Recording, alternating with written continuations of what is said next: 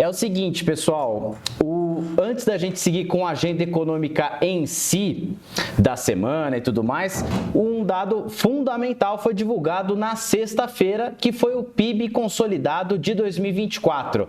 E aí também, né, ali foi o último trimestre que foi divulgado e mais o PIB consolidado de 24 como um todo. E foi possível saber que o Brasil cresceu 3,4% no ano passado, mais do que os 3,1, 3,2 de 2023, foi o maior crescimento desde 2021, quando a gente cresceu quase 5%, só que ele veio um pouquinho abaixo do que se esperava. Em determinado momento, se esperava que o Brasil crescesse 3,5% ao invés dos 3,4% que efetivamente cresceu. E isso se deu por conta de uma desaceleração lá para o final do ano. Então, o Brasil superou a expectativa de crescimento no começo do ano passado, e aí no final acabou frustrando um pouquinho lá para o final do ano. E aí tem na fotografia, né, que o agronegócio no ano passado caiu 3,2%, a indústria cresceu 3,3% e o setor de serviços cresceu 3,7%. Além do número em si, do quantitativo, tem também o lado qualitativo, que sempre é muito importante, tanto para a projeção futura quanto para ver a qualidade desse crescimento. E a qualidade de 2024, no geral, foi bastante positiva, por conta de alguns dados, alguns números aqui. Por exemplo, formação bruta de capital fixo cresceu 7,3%, taxa de investimento, que tinha sido 16,4% em 2023, dessa vez foi 17%. Cresceu também.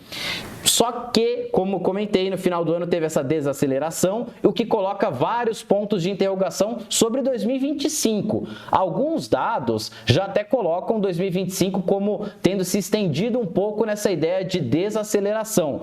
E essa semana tem muitos dados, por isso que eu fiz esse preâmbulo todo, essa introdução mais longa aqui. Essa semana tem alguns dados já referente ao mês de janeiro que podem corroborar essa tese da desaceleração econômica ou refutar ela, colocar, de certa forma, panos quentes nessa ideia de desaceleração. A gente lembra só que desaceleração é diferente de recessão, por exemplo.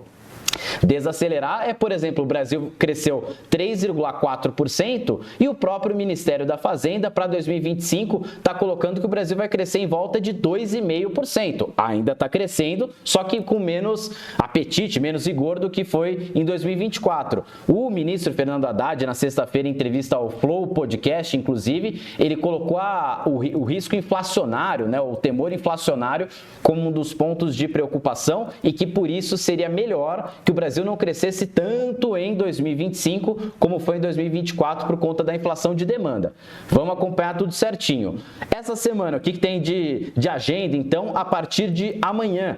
Produção industrial, um dado que é bastante importante, a indústria foi um dos motores do crescimento no ano passado, como eu comentei, e a produção industrial, que em dezembro ficou negativa, deve voltar ao campo positivo. Caiu 0,3% em dezembro, deve ter crescido algo em torno de 0,4% em janeiro. A gente confere amanhã, 9 da manhã.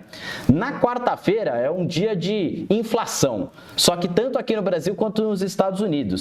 Aqui no Brasil tem a divulgação do IPCA cheio, referente ao mês de fevereiro, então a gente vai saber a inflação como um todo, né? O IPCA 15 já deu uma assustada, foi o número mais elevado, vamos ver se o mês cheio corrobora essa questão.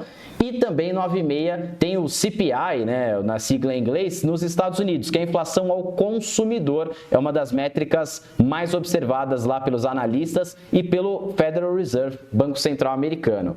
Na quinta-feira é a vez do crescimento do setor de serviços ser averiguado no Brasil e também inflação ao produtor nos Estados Unidos.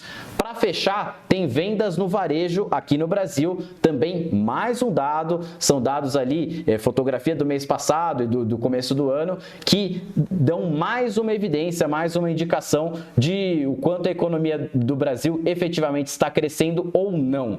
E isso tudo pavimenta, vou dar até um spoiler da semana que vem. Semana que vem tem decisão de juros no Brasil. O Copom, né, o Comitê de Política Monetária do Banco Central, se reúne e toma a decisão sobre a taxa Selic. Para a reunião da semana que vem não tem grande mistério. A Selic vai passar de 13,25% para 14,25%, conforme vários comunicados do próprio Banco Central. Só que a questão mora no comunicado, mora em saber quanto vai ser a tal da Selic terminal, ou seja, esse ciclo de alta de juros vai até quando?